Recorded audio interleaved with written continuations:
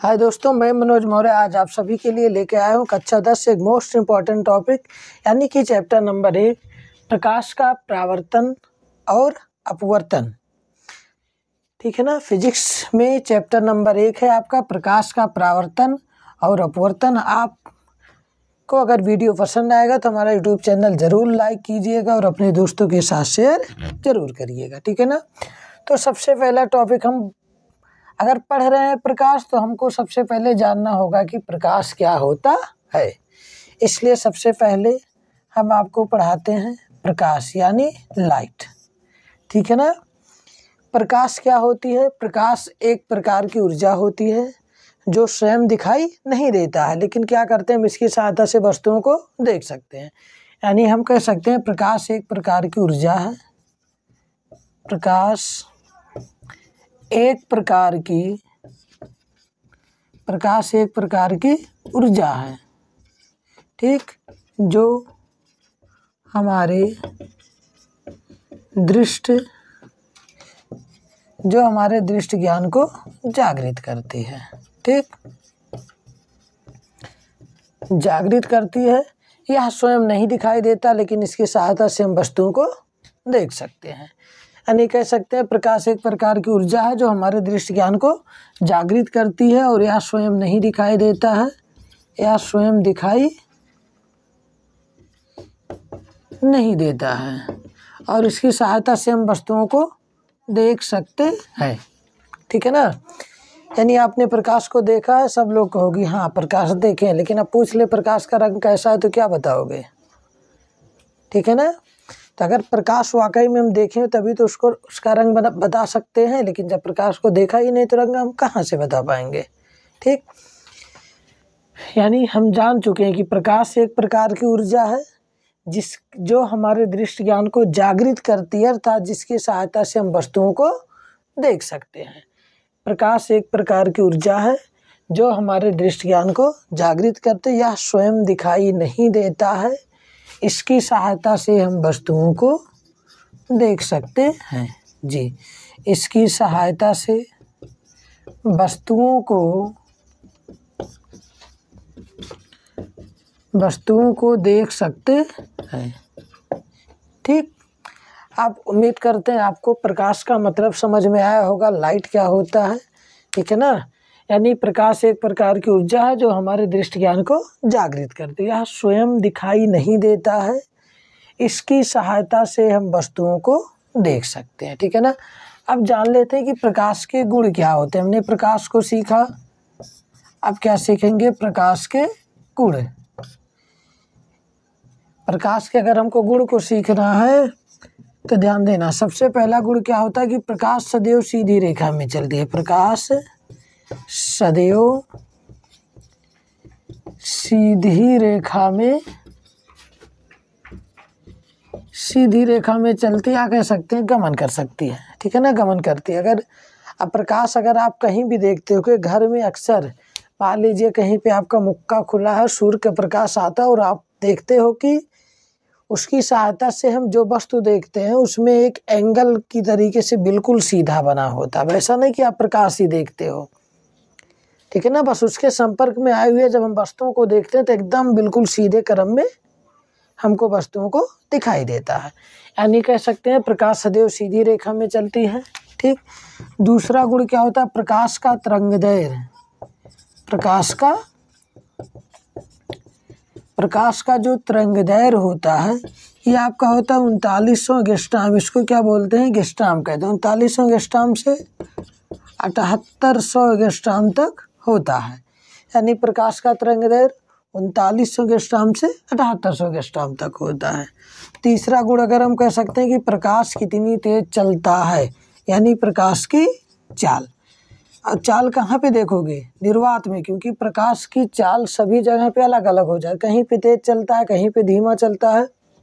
यानी प्रकाश की निर्वात में चाल 3 लाख, यानी 1 2 3 4 5 3 लाख किलोमीटर प्रति सेकंड। प्रकाश की निर्वात में चाल 3 गुणे यानी 3 लाख किलोमीटर पर सेकंड, अथवा हम कह सकते हैं 3 गुणे 10 के घात 8 मीटर प्रति सेकंड में होता है, यानी 3 गुणे 10 के पावर 8 मीटर प्रति सेकंड। निर्वात माने वायु में चाल होता है, ठीक है ना। और चौथा गुण कह सकते हैं चुंबकीय तरंगों के रूप में। कैसा चलता है यहाँ, चुंबकीय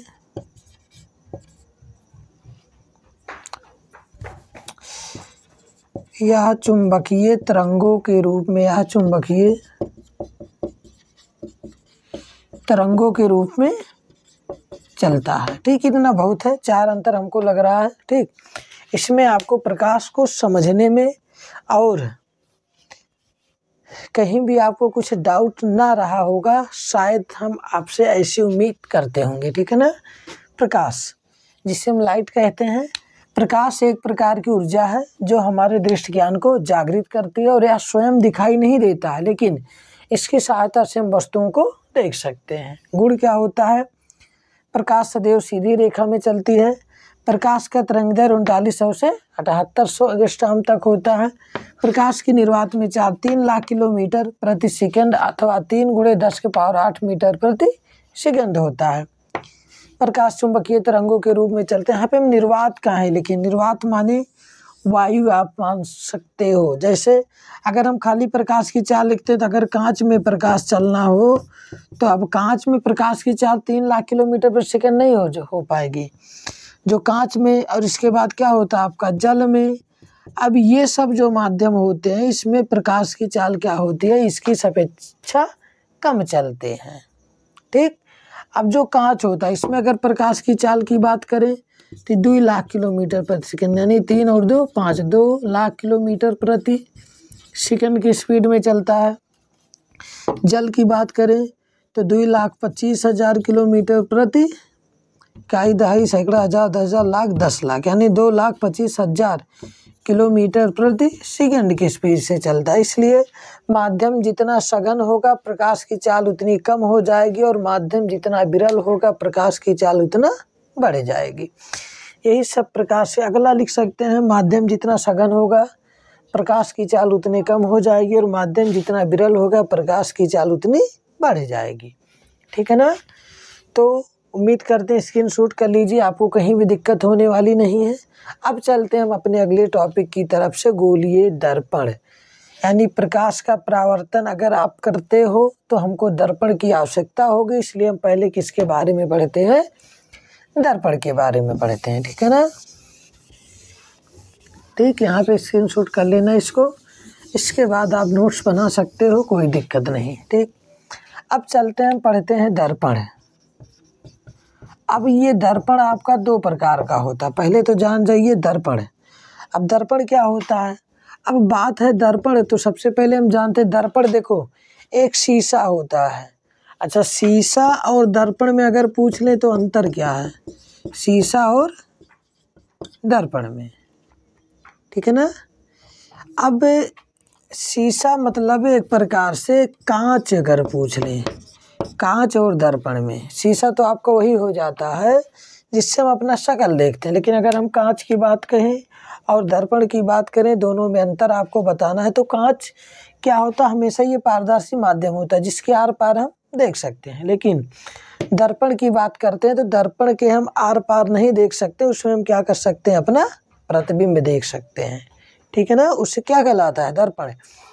यानी दर्पण क्या होता है, ठीक है ना, जब कांच के किसी एक तरफ लेप लगा देते हैं, जब क्या होता है कांच के किसी एक तरफ, यानी मान लेते हैं ये कांच हमने एक तरफ क्या लगा दिया, लेप लगा दिया, और ये सतह क्या होता है, चमकदार सतह बन जाती है। अब एक तरफ हमने लेप लगा दिया और दूसरी तरफ दूसरी सतह क्या हो गया, चमकदार। अब ये क्या कहलाएगा, दर्पण कहलाता है। अर्थात हम परिभाषा कह सकते हैं कि जब किसी कांच के एक सतह पर, अच्छा लेप किसकी लगाते हैं, लेप क्या होता है, पारा एक जल होता है, और पारा या फिर पहले पारे से पेंट किया जाता है, उसके ऊपर लेड ऑक्साइड,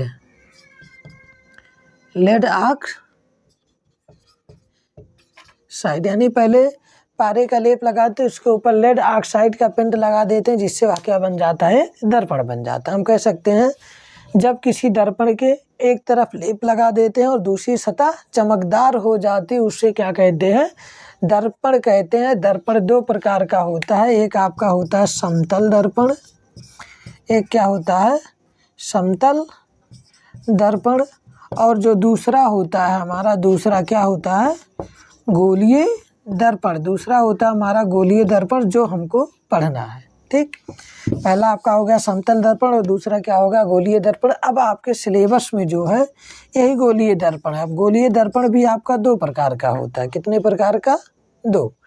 एक होता है आपका उत्तल दर्पण, एक क्या होता है उत्तल दर्पण, और दूसरा होता है आपका अवतल दर्पण होता है।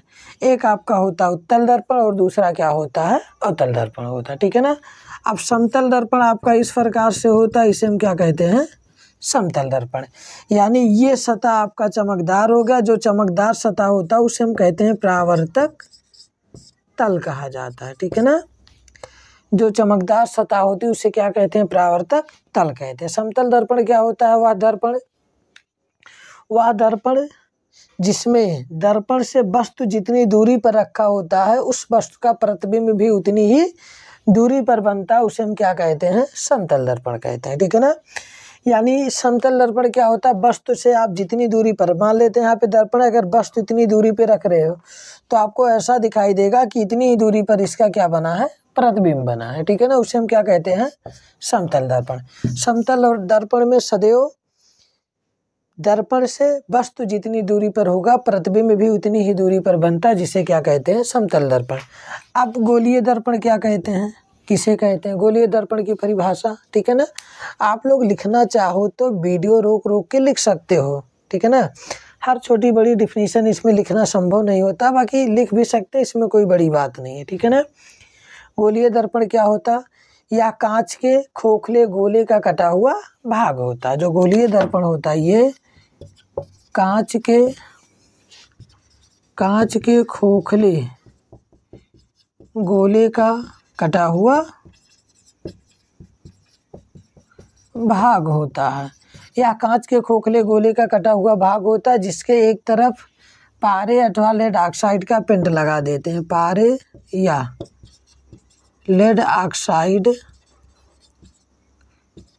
का लेप लगा देते हैं। ठीक है ना। जिसे क्या कहते हैं गोलीय दर्पण कहते हैं। गोलीय दर्पण कांच के खोखले गोले का, ध्यान देना, कांच के खोखले गोले का कटा हुआ भाग होता है जिसके एक तरफ पारे अथवा लेड ऑक्साइड का पेंट लगा देते हैं, जिसे क्या कहते हैं गोलीय दर्पण। अब गोलीय दर्पण दो प्रकार का होता है, एक उत्तल दर्पण और एक अवतल दर्पण। उत्तल दर्पण क्या होता है, ठीक इस प्रकार से आपका बनता है, जिसे हम क्या कहते हैं उत्तल दर्पण।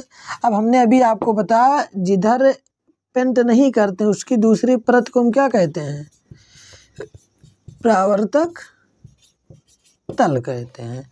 अब ये सेम इसी का उल्टा होता है, इसमें बाहर की तरफ लेप लगाए, इसमें कहाँ पे लगाओगे आप लोग अंदर की तरफ लगाओगे, तो तब ये आपका क्या कहलाएगा परावर्तक तल कहलाएगा। ठीक है ना। यानी अगर परिभाषा की बात करें तो हम कह सकते हैं गोलीय दर्पण दो प्रकार का होता है, एक उत्तल दर्पण दूसरा अवतल दर्पण। वह दर्पण जिसका परावर्तक तल उभरा हुआ होता है। परावर्तक तल कैसा होता है, उभरा हुआ होता है। वह दर्पण जिसका परावर्तक तल बाहर की तरफ ये उभरा हुआ होता है उसे क्या कहते हैं उत्तल दर्पण कहते हैं। वह दर्पण जिसका परावर्तक तल अंदर की तरफ दबा हुआ होता है, यानी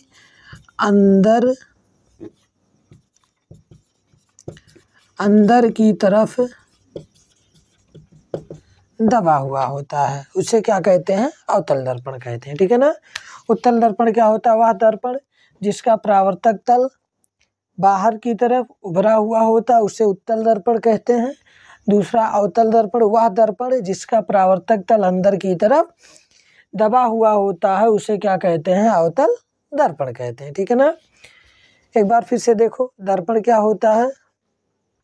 ठीक है ना। दर्पण होता है, ठीक है ना। वह कांच कह सकते हैं जिसके एक तरफ लेप लगा देते हैं और दूसरी सतह क्या होता है, चमकदार होता है, उसे दर्पण कहते हैं। दर्पण दो प्रकार का होता है, पहला समतल दर्पण, दूसरा गोलीय दर्पण। समतल दर्पण वह दर्पण होता है, ठीक है ना, जिसमें दर्पण से जितनी दूरी पर वस्तु रखते हैं उस वस्तु का प्रतिबिंब भी दर्पण से उतनी ही दूरी पर बनता है, जिसे क्या कहते हैं, समतल दर्पण। अब आ जाओ गोलीय दर्पण, जो हमारा सिलेबस में यहाँ से स्टार्ट है, ठीक है ना। गोलीय दर्पण होता है कांच के जिस खोखले गोले का कटा हुआ भाग होता है। कांच के जिस खोखले मतलब कांच के खोखले गोले का कटा हुआ भाग होता है। गोलीय दर्पण जो होता है किसी गोलीय कांच का कटा हुआ भाग होता है, क्योंकि ध्यान देना जब इसको आप ऐसे पूरा कर दोगे, देखो ये गोला ही तो बन रहा है, इसी का कटा हुआ भाग होता है। कांच के खोखले गोले का कटा हुआ भाग होता है, जिसके एक तरफ पारे अथवा लेड ऑक्साइड का पेंट लगा देते हैं, ठीक है। गोलीय दर्पण कहलाता है। दो प्रकार का होता है, उत्तल दर्पण और अवतल दर्पण, ठीक। उत्तल दर्पण क्या होता है, जिसका परावर्तक तल उभरा हुआ होता है, उत्तल दर्पण कहते हैं। जिसका परावर्तक तल अंदर की तरफ दबा हुआ होता है, उसे अवतल दर्पण कहते हैं, ठीक है। अब अगली हेडिंग हम सीखेंगे प्रतिबिंब। क्या सीखना है हमको, प्रतिबिंब सीखना है, ठीक। अगर कहीं भी दिक्कत हो आप वीडियो रोक कर देख सकते हो, डिफिनीशन आराम से लिख सकते हैं, क्योंकि हमने लगभग डिफिनीशन आपको बहुत ही आसान शब्दों में बताया है, ठीक। अगली हेडिंग हम कह सकते हैं प्रतिबिंब, ठीक। अब प्रतिबिंब क्या होता है, ठीक। प्रतिबिंब भी, अब ध्यान देना, सबसे पहले प्रतिबिंब कितने प्रकार का होता है, आपका दो। पहला क्या होता है, वास्तविक प्रतिबिंब, और दूसरा क्या होता है, आभासी प्रतिबिंब, ठीक। वास्तविक प्रतिबिंब और आभासी प्रतिबिंब। अब ध्यान देना, सबसे पहले प्रतिबिंब कह सकते हैं किसी वस्तु की दर्पण में बनी आकृति को प्रतिबिंब कहते हैं। कह सकते हैं किसी वस्तु की दर्पण में बनी आकृति को, किसी वस्तु की दर्पण में बनी आकृति को प्रतिबिंब क्या कहते हैं, प्रतिबिंब कहते हैं। किसी वस्तु की दर्पण में बनी आकृति को प्रतिबिंब कहते हैं। ये दो प्रकार का होता है, पहला वास्तविक प्रतिबिंब, दूसरा आभासी प्रतिबिंब, ठीक है। वास्तविक प्रतिबिंब क्या होता है और आभासी प्रतिबिंब क्या होता है, हमने अभी आपको जो दर्पण बताया, दर्पण क्या बताया, दर्पण, इस प्रकार से हमने आपको एक दर्पण बनाया जो अंदर की तरफ हमने किया, और एक इस प्रकार से हमने आपको दर्पण बनाया जो बाहर की तरफ पेंट किया, ठीक। अब अंदर की तरफ जो पेंट करते हैं यानी परावर्तक तल उभरा हुआ, उसे हम क्या कहते हैं, उत्तल दर्पण कहते हैं। और जो इसका परावर्तक तल अंदर की तरफ होता है उसे हम क्या कहते हैं, अवतल दर्पण कहते हैं, ठीक।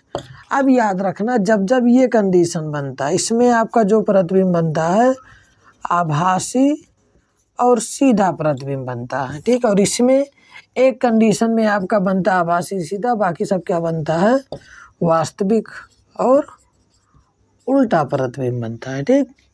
तो वास्तविक माने वास्तव में प्रतिबिंब बनता है, और आभासी प्रतिबिंब माने क्या होता है, आभास होता है, ठीक है ना। तो हम कह सकते हैं जब प्रकाश की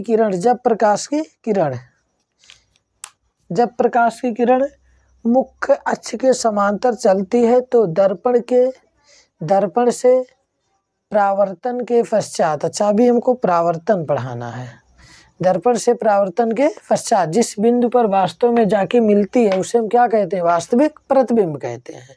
और जब किसी बिंदु वस्तु से चलने वाली प्रकाश की किरणें दर्पण से परावर्तन के पश्चात जिस बिंदु पर मिलती हुई प्रतीत होती है उसे क्या कहते हैं, आभासी प्रतिबिंब कहते हैं। ध्यान देना, परावर्तन भूल गए पढ़ाने के लिए, इसके बाद हम पढ़ा देते हैं। तो वास्तविक प्रतिबिंब क्या होता है, जब किसी बिंदु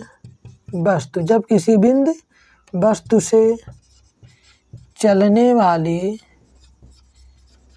वाली प्रकाश की किरणें, जब किसी बिंदु वस्तु से चलने वाली प्रकाश की किरणें दर्पण से परावर्तन के पश्चात, दर्पण से परावर्तन के पश्चात जिस बिंदु पर वास्तव में जाकर मिलती है उसे क्या कहते हैं? वास्तविक प्रतिबिंब कहते हैं। ठीक है ना। जब किसी बिंदु वस्तु से चलने वाली प्रकाश की किरणें दर्पण से परावर्तन के पश्चात जिस बिंदु पर वास्तव में जाकर मिलती है उसे वास्तविक प्रतिबिंब कहते हैं। और आभासी प्रतिबिंब सेम ऐसे, जब किसी बिंदु वस्तु से चलने वाली प्रकाश की किरणें दर्पण से परावर्तन के पश्चात जिस बिंदु पर मिलती हुई प्रतीत होती है, इसमें वास्तव में मिलती है और इसमें हम क्या कहेंगे? मिलती हुई प्रतीत होती है, मिलती हुई प्रतीत होती है। ठीक है ना। उसे क्या कहेंगे? आभासी प्रतिबिंब कहेंगे। अब उम्मीद करते हैं आपको प्रतिबिंब भी एकदम क्लियर हो गया होगा। ठीक है ना। एक बार फिर से देख लेते हैं प्रतिबिंब क्या होता है। किसी वस्तु की दर्पण में बनी आकृति को प्रतिबिंब कहते हैं। ठीक। प्रतिबिंब दो प्रकार का होता है, पहला वास्तविक, दूसरा आभासी। जब किसी बिंदु वस्तु से चलने वाली प्रकाश की किरणें, जब किसी बिंदु वस्तु से चलने वाली प्रकाश की किरणें, ठीक, दर्पण से परावर्तन के पश्चात जिस बिंदु पर वास्तव में जाकर मिलती है उसे वास्तविक प्रतिबिंब कहते हैं। सेम ऐसे दूसरा कह सकते हो, किसी बिंदु वस्तु से चलने वाली प्रकाश की किरणें वास्तव में जिस बिंदु पर चलने वाली प्रकाश की किरणें दर्पण से परावर्तन के पश्चात जिस बिंदु पर मिलती हुई प्रतीत होती हैं। दोनों का हम किरण आरेख भी बना देते हैं। इसका जो किरण आरेख होगा ध्यान देना, इसका मान लीजिए इस प्रकार से कोई प्रतिबिंब बनता है, ये अवतल दर्पण में जाता है। ठीक है ना। नियम भी बताएंगे आपको कैसा बनता है, सिर्फ आपको बता रहे हैं। अगर हम कोई भी, ये आपका होता है, इसे हम ध्रुव P कहते हैं। इसे क्या कहते हैं? ध्रुव P कहते हैं। ठीक है ना। और ये आपका होता है त्रिज्या होती है, और ये होता है आपका वक्रता केंद्र। मान लेते हैं कोई वस्तु रखते हैं, मुख्य अक्ष के समांतर प्रकाश की किरणें भेज देते हैं, इससे परावर्तन के पश्चात मुख्य फोकस से, ये एफ होता, क्या होता है? एफ मुख्य फोकस से होके आती है। ठीक। और अब मान लेते हैं और हमने एक प्रकाश की किरण यहाँ से भेज दिया, अनंत से समझ लो भेज रहे, परावर्तन के पश्चात फिर मुख्य फोकस से होके जाएगा। अब दोनों एक दूसरे को जहाँ पे मिलते हैं वहीं पे हमारा वास्तविक प्रतिबिंब बन रहा है। कौन सा प्रतिबिंब? वास्तविक। ये सब आगे के वीडियो में आपको बहुत बढ़िया समझ में आएगा। सिर्फ आपको एक बात सिखा रहे हैं, बस दिखा रहे हैं कैसे बनता है वास्तविक प्रतिबिंब और आभासी। अब ये हमारा क्या हो गया? उत्तल दर्पण हो गया। ठीक। उत्तल दर्पण है। अब जिधर आपका केंद्र होगा उधर ही वक्रता केंद्र होगा, उधर ही आपका क्या होगा? मुख्य फोकस। मुख्य अक्ष के समांतर प्रकाश की किरणें दर्पण से अपवर्तन के, देखो जब शीशा इधर चमकदार है तो ऐसे क्या होगा? रिटर्न कर देगा कि नहीं, लेकिन मुख्य फोकस से जाती हुई प्रतीत होती है। ऐसे यहाँ से प्रकाश भेजोगे, शीशा से टकराएगा और ऐसे क्या हो जाएगा? परावर्तन हो जाएगा, लेकिन मुख्य फोकस की तरफ जाती हुई प्रतीत होगी। अब दोनों एक दूसरे को जहाँ पे मिलते हैं यहीं पे प्रतिबिंब दर्पण के पीछे बनता है, तो इसी को कहते हैं आभासी प्रतिबिंब। क्या कहते हैं? आभासी प्रतिबिंब। और इसको क्या कहते हैं? वास्तविक प्रतिबिंब कहते हैं। ठीक। यानी सीधा सीधा हम कह सकते हैं प्रतिबिंब क्या होता है? किसी वस्तु की दर्पण में बनी आकृति को प्रतिबिंब कहते हैं। या दो प्रकार का होता है, पहला वास्तविक प्रतिबिंब, दूसरा आभासी। जब किसी बिंदु वस्तु से चलने वाली प्रकाश की किरणें दर्पण से परावर्तन के पश्चात जिस बिंदु पर वास्तव में मिलती हैं वास्तविक प्रतिबिंब कहलाता है। और आभासी क्या होता है? किसी बिंदु वस्तु से चलने वाली प्रकाश की किरणें परावर्तन के पश्चात जिस बिंदु पर मिलती हुई प्रतीत होती है उसे क्या कहते हैं? आभासी प्रतिबिंब कहते हैं। ठीक है ना। अब इसके आगे ध्यान देना,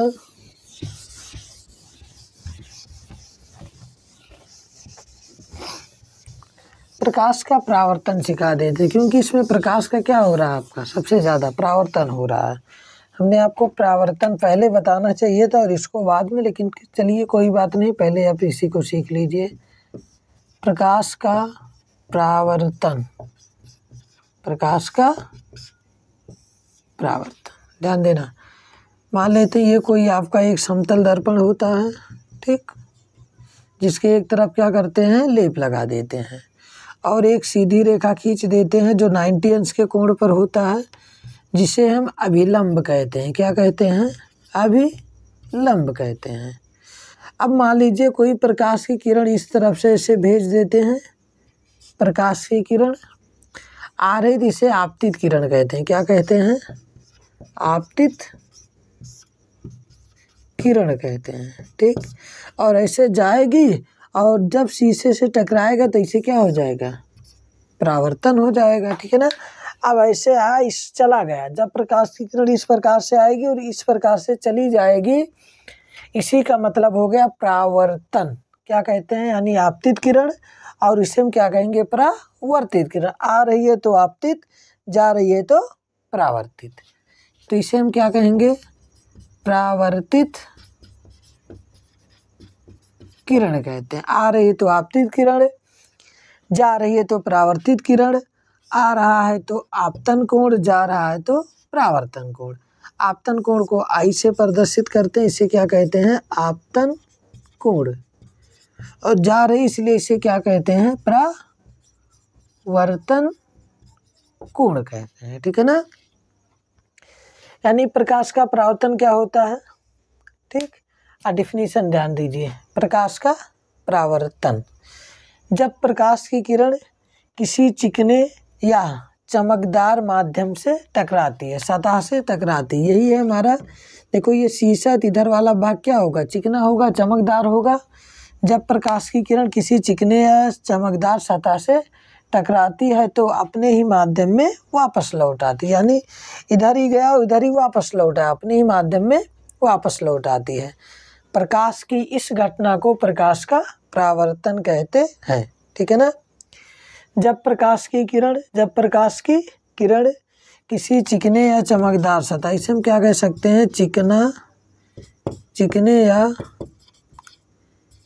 चमकदार सतह, ठीक।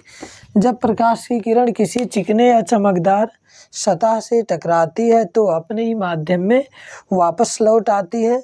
प्रकाश की इस घटना को प्रकाश का परावर्तन कहते हैं। आप लिखना चाहते हो वीडियो रोककर आराम से लिख सकते हो, ठीक है ना।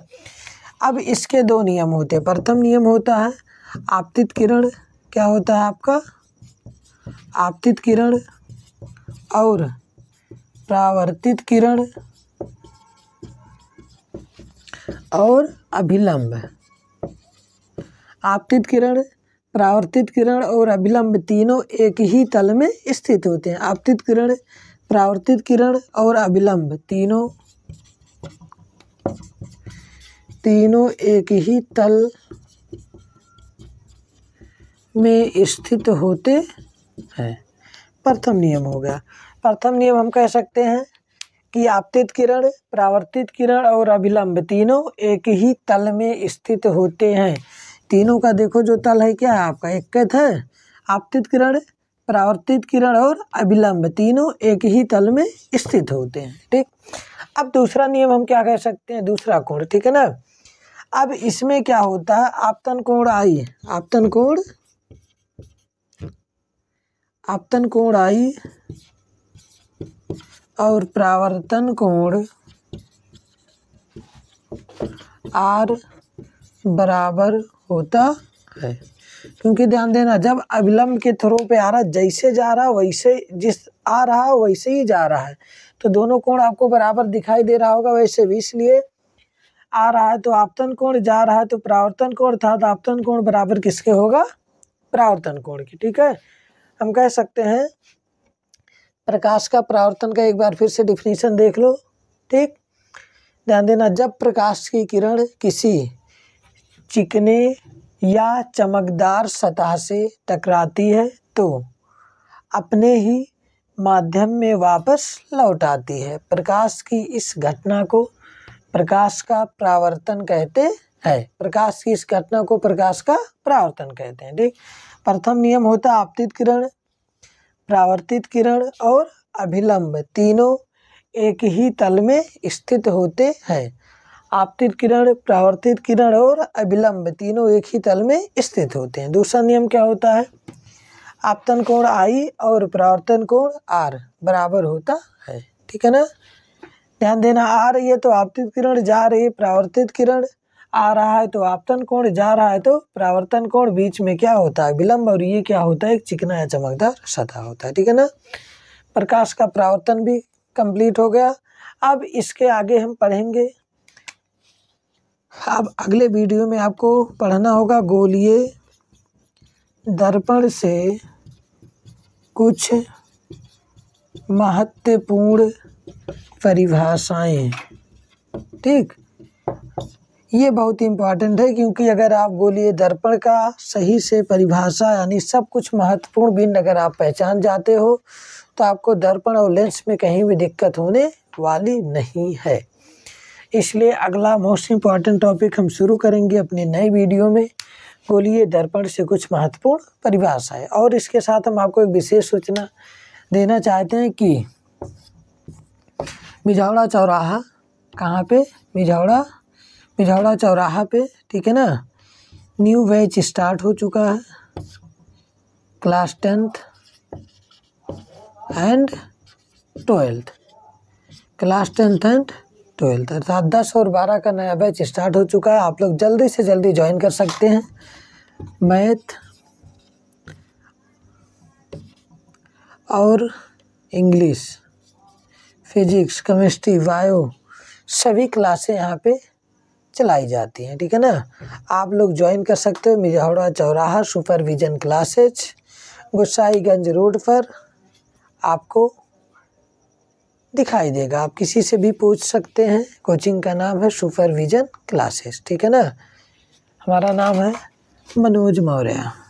आप किसी से भी पूछोगे आपको पता चल जाएगा। ठीक, इसलिए आप जल्दी से जल्दी ज्वाइन कर सकते हो और हम आपके लिए ऐसा वीडियो लेके आते रहेंगे।